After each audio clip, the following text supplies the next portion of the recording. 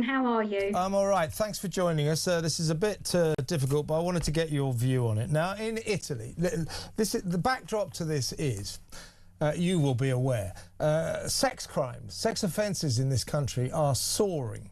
Over the year ending last March, 210,000 sexual offences were recorded. That's an 11% increase on the previous year. That is alarming. Of those, among those, and this will particularly concern you, approximately, this is really worrying, from 24 to 25, the same year I'm talking about, approximately a third of all police recorded sexual offences, we're talking about between 70 and 80,000, were committed against children, paedophile offences. So these are very worrying statistics, begging the question, are we doing enough to deter people from considering committing sexual offences? Now, in Italy, Giorgio Meloni, the leader there, is backing well-advanced plans to bring in, as a punishment in Italy, for those who commit violent sex crimes against women and children, the worst kind of sex crimes, chemical castration, to castrate them with chemicals, to A, punish them, and B, ensure that they can never repeat their heinous crimes. What do you feel about that as a punishment? Shabana Mahmood was piloting a scheme not so long ago where a handful of voluntary prisoners volunteered to go through this process. What do you think, Chris, about bringing it in as an official proper punishment?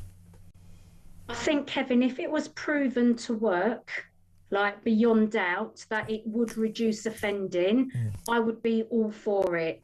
But obviously, we've got to think about the legalities and the ethicalness of this, body autonomy and all of that. Now, I'm not sticking up for offenders one bit. I'm a survivor, as you know, and I worked on the independent inquiry into child sexual abuse. So I've heard harrowing stories day in, day out. So anything that we can do to prevent and to deter and to make sure that we better protect children and young people, I'm all for. But I haven't yet seen any research that shows us that chemical castration is an answer to reducing offending, especially when we know offending isn't just about reducing libido. It's about power, control, coercion, and entitlement. Yeah. So will a chemical castration help with that? I don't think it will. But if you could see evidence, I mean, if it did deter people, we do have a problem, Chris, you know. We do. I mean, I'm just throwing this out there as a potential solution, but something is going wrong here. Sexual offences, the number of sexual offences is rocketing in this country, particularly against children. Let me ask you another question to do with this. At the very least, I'm staggered and shocked by Britain's policy towards first-time paedophile offenders. Very, very, very few of whom ever go to jail. We saw Hugh Edwards recently caught in possession of the vilest child sex images, the worst kind, walked free from court. They all walk free. They get suspended sentences. Do we need to change that policy at the very least and start putting these people in prison? We need to be doing a lot more to prevent and to punish, because this act of sexual violence or abuse against children and young people is just unspeakable. And we are only at the tip of the iceberg with the recorded police cases, Kevin. If you take all offending, total offending as a jigsaw puzzle and took each piece of that puzzle and look at the offending on each piece of that puzzle, we've got online, we've got institutional abuse, we've got intrafamilial abuse, we've got peer-to-peer abuse, we've got so much different types of offending that we need to be looking at the bigger picture.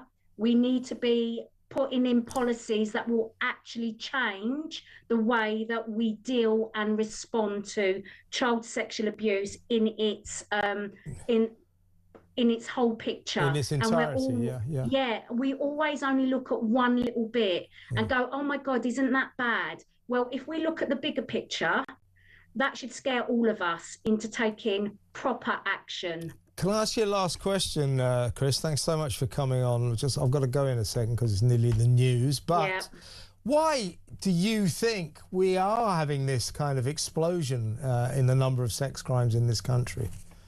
To be fair, Kevin, I think it's always been there. It's just we report on it more now. And we also are more aware of the different types of offending and the impact on children and young people and us survivors who grow into adults, and the impact that is lifelong and goes into the next generation if the trauma's not dealt with. So I am for anything that is shown to reduce offending, that is shown to better protect children and young people. So, that's my stand and my stance on this. Chris, really good to come on again soon. We'll have a proper chat about this, but thank you so much for your time. Chris Tuck there, a child sexual abuse survivor. Do you think we should follow Italy? Should we think about chemically castrating rapists and paedophiles, the worst kind of sex criminals? Because we got a problem here, folks. Let me know. 03444